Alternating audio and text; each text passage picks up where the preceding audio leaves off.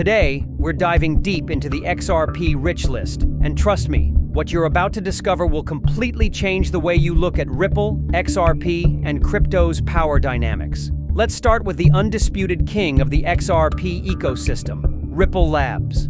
The San Francisco-based company isn't just the creator of the XRP ledger.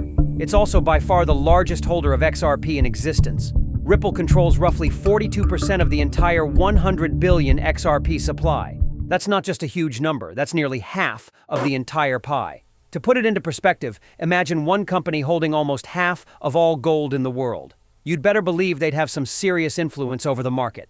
Now, let's break down Ripple's massive stake.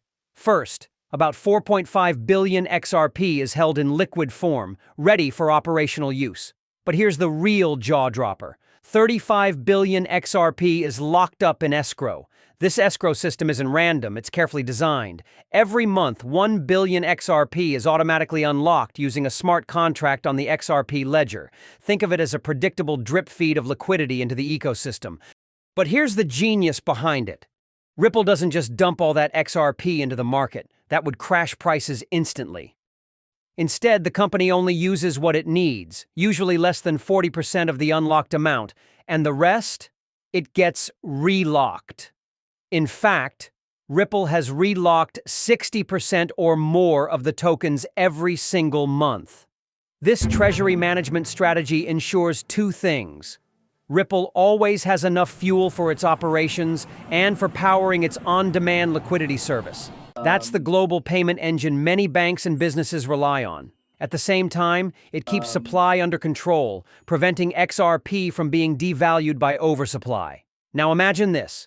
If Ripple ever decided to stop relocking tokens and just released everything, their escrow stash of 35 billion XRP would be completely gone in just 3 years. That's how powerful this mechanism is. Thanks to this system, Ripple is almost guaranteed to remain at the top of the XRP Rich List for years to come. But here's where things get controversial. On one hand, this massive stake gives Ripple flexibility and stability in managing the XRP ecosystem. On the other hand, it raises serious decentralization concerns. After all, how decentralized can a cryptocurrency truly be if one entity holds 42% of its supply?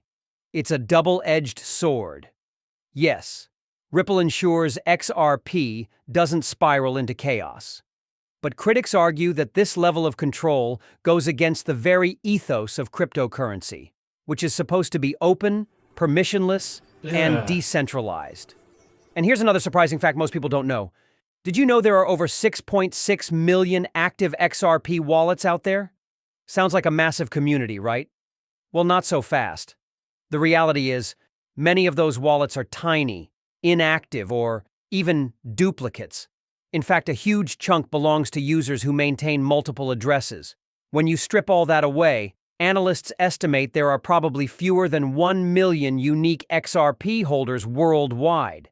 That's a lot less than most people assume. So what does this mean for investors?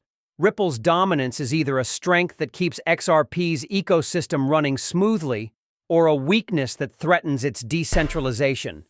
Either way, this story is far from over. If Ripple Labs is the corporate giant of the XRP world, then Chris Larsen is the individual titan. He's not just Ripple's co-founder and executive chairman, he's also the largest individual holder of XRP on the planet.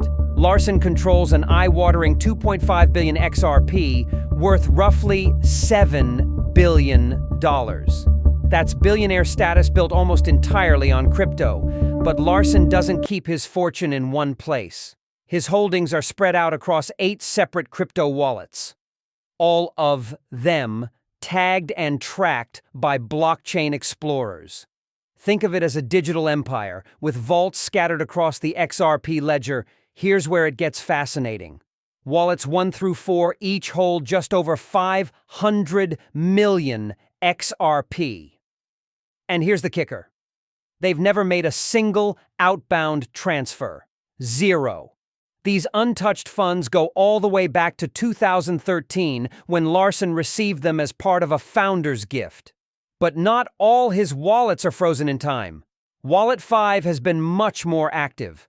Throughout 2025, Larsen has been quietly selling off XRP, bringing its balance down from 500 million to around 280 million. And then came the big headline. In July 2025, Chris Larsen transferred a jaw-dropping $175 million worth of XRP onto exchanges. This happened right after July 17th. Perfectly timed. As XRP soared past 7-year highs above $3, some called it smart strategy. Others accused him of cashing out at the top. Either way, Larsen's moves sent ripples, no pun intended, across the XRP community. Even after these sales, Larsen still holds enough XRP to wield massive influence. His stash represents around 4.6% of the entire XRP market cap. That's one man controlling nearly 5% of a top global cryptocurrency. Incredible. This doesn't just make him one of the richest XRP holders, it makes him one of the wealthiest individuals in the entire crypto industry. So whether you see him as a visionary founder securing his future, or a whale whose moves could shake the entire XRP market, one thing's for sure, Chris Larsen's billionaire empire remains a force to be reckoned with. We've talked about Ripple and Chris Larsen, but what about the billions of dollars in XRP sitting on exchanges? After all, these platforms hold customer funds every single day for both trading and long-term storage. And yes, they too are on the XRP Rich List. Let's start with the king of the hill, Upbit. The Korean exchange giant absolutely dominates with around 6 billion XRP in custody. That's more than any other exchange in the world. And what does that tell us? It shows just how powerful Korean retail demand really is. Combine that with institutional trading activity, and you can see why Korea is such a critical market for XRP. Next up is Binance, the global behemoth. Across its many custody wallets, Binance holds over 2.7 billion XRP. Then we have Uphold, which has been quietly growing its reserves. It now sits at nearly 2 billion XRP, an impressive climb that shows its customer base is leaning heavily into XRP. And finally, Coinbase.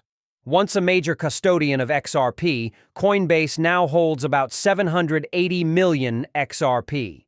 But here's the twist. This number has dropped sharply since Q2 of 2025. In fact, Coinbase slashed its XRP reserves by 57% in a single month. That's not a small adjustment. That's a huge repositioning. And yet, it doesn't look like it was regulatory pressure. Remember, in August 2025, the U.S. SEC officially dropped its case against Ripple Labs, giving XRP unprecedented legal clarity in America. So, if it's not about regulation, it's likely a strategic move. Maybe Coinbase wants to rebalance exposure, or maybe it sees opportunities elsewhere. Meanwhile, competitors like Binance and Uphold are increasing their reserves. But here's something important to understand. These holdings are not entirely institutional positions. They're primarily customer assets, meaning that what exchanges hold is actually a reflection of retail demand and ownership. So, the more XRP sitting on exchanges, the stronger the retail appetite. And here's a jaw-dropping fact. In 2025, just 100 addresses control around 68% of all circulating XRP. That's one of the highest concentration rates among the top cryptocurrencies. It raises big questions about decentralization, power, and market influence. So whether it's Ripple Labs, Chris Larsen, or the world's biggest exchanges, one thing is clear. The XRP Rich List is controlled by a very small circle of players, and their moves could decide the future of XRP's price and stability. 2025 has been nothing short of a watershed year for XRP. From once being a crypto pariah locked in a brutal fight with the SEC to finally becoming an asset with clear legal standing. And with that clarity, something massive has been happening behind the scenes. The whales are moving in. In June 2025, XRP hit a historic milestone. For the first time ever, the number of wallets holding more than 1 million XRP climbed to 2,708 addresses. That's the highest level in XRP's entire 12-year history. And to put that into perspective, each of these wallets now holds over $2 million worth of XRP at current prices. That's not casual retail money, that's institutional-level confidence pouring into the XRP ecosystem, and it's not just whales. In June 2025, XRP Ledger daily active addresses surged to 295,000. Compare that to the average of just 35,000 to 40,000 addresses in previous months. That's almost a seven-fold jump. Both retail and institutions are suddenly very active. Tools like XRP Scan give us a peek into the XRP Rich List. At the very top, it's still Ripple, holding billions in escrow. Then you see global exchanges dominating the rankings. Interestingly, only 2 anonymous trader wallets even make it into the top 20. This tells us something critical. XRP ownership in 2025 is still highly concentrated. Ripple Labs dominates every single metric. Chris Larsen alone commands more than $8 billion worth of XRP. When you add in whales and exchanges, the concentration of power is undeniable. And that raises tough questions about decentralization. If Ripple, its founders, and a handful of whales hold such massive stakes, can XRP truly call itself decentralized? Or is it a network built on carefully managed central influence? But here's the flip side. That same centralization is giving institutions the confidence to step in. With the 5-year SEC lawsuit finally resolved in 2025, XRP now has a legal clarity that almost no other altcoin enjoys.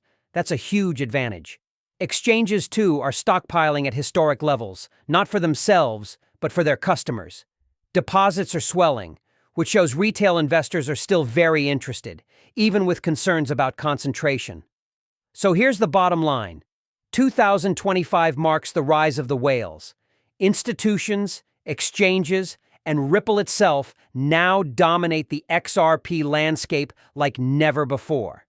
The big question left hanging is this: will that power bring stability and mass adoption, or will it challenge the very idea of decentralization that crypto was built on?